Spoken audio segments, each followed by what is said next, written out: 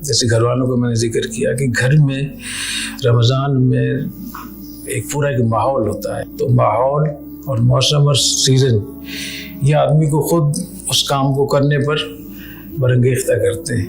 جو لوگ گھر میں نماز نہیں پڑھتے، جب حرمین شریفین میں جاتے ہیں تو وہاں 1 گھنٹہ پہلے پہنچ جاتے ہیں، لیکن وہاں ماحول ہوتا ہے۔ تبلیغی جماعت میں جانے والے لوگ جو گھر میں اٹھتے ہی نہیں ہے، وہاں سب سے پہلے کھڑے ہوتے ہیں، تہجد پڑھ رہے ہوتے ہیں، دوسروں کو بھی سونے نہیں دیتے۔ ایسے ہی رمضان میں دیکھیں، غیر رمضان میں ایک پارہ پڑھنا مشکل ہے، لیکن یہاں ترتیل کے ساتھ اور تجوید کے ساتھ ماشاءاللہ لوگ پڑھ رہے ہیں، سن رہے ہیں۔ امام صاحب اتنی اچھی قرآن پڑھ رہے ہیں، لوگ سن رہے ہیں، اور روزانہ لوگ تلاوت بھی کرتے ہیں۔ تو اس ماحول سے فائدہ اٹھانا چاہیے۔